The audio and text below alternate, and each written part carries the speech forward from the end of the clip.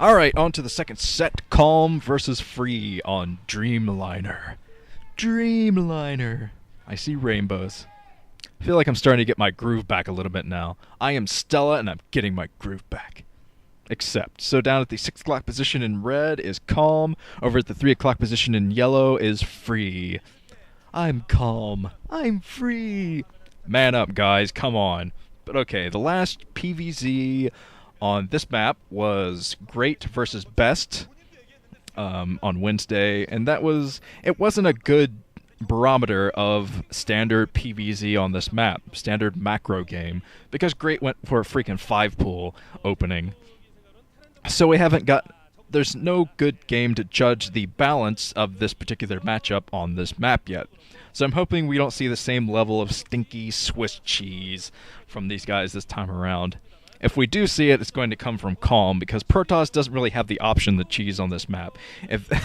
Because they're being scouted immediately by the Zerg, so they can't go for anything out of the ordinary, but not that there's anything wrong with that. So, a standard pylon at the natural expansion, Forge Fast Expand coming up for free. And he knows just where to scout Calm to see if he's up to any kind of tricky business, any kind of 5 pulling from Calm. I don't think he's going for a 5 pull, though. I see a lot of saturation down there in red. So what will Calm go for? I went for a pretty early spawning pull, actually. That was probably a 9 pull or earlier from Calm. Yeah, I think it was a 9 pull. Just threw down his gas as well. So he is going for a very aggressive build to start out with. Maybe trying to run by with some speed Zerglings. Might try to upgrade those Zerglings soon enough. But still, I'd like to see some really strong macro games on this map, because I want to see how far out the players will go to expand, because there's an expansion at the very, very far top left that I'm not sure we'll ever see get taken, because the game could definitely end before that since the bases are so close together. But you never know. We'll find out what happens soon.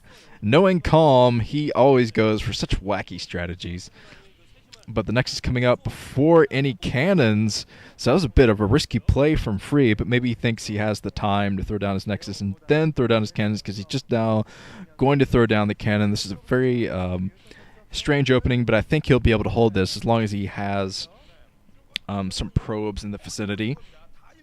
First circling's out, going to try to get rid of that scout, and Calm has not gone for his second base yet. He hasn't thrown down his second hatchery, which kind of worries me. Maybe he's going for an all-in speedling build from one base or something, but Free is going to get wise to that soon enough. A lair coming up from one base. I wanted standard play. This is going to be a one base, most likely a slow drop strategy. That's my guess from Calm. Since these bases are so close together, going for a slow drop, dropping from his main to the other main, would probably work out very well for him as long as it's not scouted. But Free is going to be in the know, because he's looking around for that second base. He's not seeing it anywhere. So he is going to get very suspicious about that. But we'll see if he's suspicious enough to throw down the proper defenses for whatever the hell's coming his way. Hydralis Den. Oh, this could be one base lurker, which I haven't seen since I don't know when. The last time I saw it was probably on Medusa when Jadon went for it against a Protoss player, I forget. But Jadon did go for one base, one hatch lurker, which is a ridiculous build. It gets your lurkers out very quickly. And going for the slow drop at the same time, this might take a little bit longer than normal for Calm to get this done, because I'm pretty sure he is going to go for a slow drop no matter what. Even if he doesn't go for lurkers, he's going for that slow drop. But still, going for lurker at the same time, it's going to eat up a lot of gas, eat up a lot of minerals. So it's going to be tough for him to recover if it doesn't work out, which is very possible it might not work out. Here comes the Cybernetics Core, so it's going to be a while for the first Corsair is in there to scout.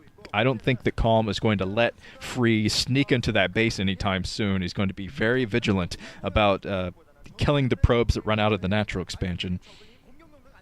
So Free's going to have to wait for that Corsair scout to get the scout on this ridiculous build coming his way. Still no second hatchery out for Calm, so he's devoting all of his minerals to the upgrades he needs, which are slow drop and most likely lurkers as well. There is an Overlord positioning itself for the slow drop. And another one right to the side of the main, so I think we're going to see a slow drop from multiple directions from Calm on top of Free's main. So, okay, let's see if Free has any kind of response to this. He is going to have the first Corsair out pretty soon. Going to go straight to that main, look for the second base, notice that it isn't there, and then he's just going to start to panic probably and throw down cannons inside of his main and more at his natural. Because the only way that Free's going to be able to fight this back, if there are lurkers involved, which I think there will be. Yeah, we're going to see some lurkers involved.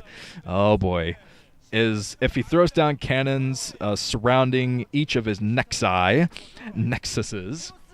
and he is throwing down one cannon inside of his main, so it looks like he is probably preparing for Mutalisk, I'd say, unless he sniffed out this build earlier and had the presence of mind to defend against. Here comes the first Corsair, is going down to scout. It's probably going to pass by that Overlord just to get that scouting information.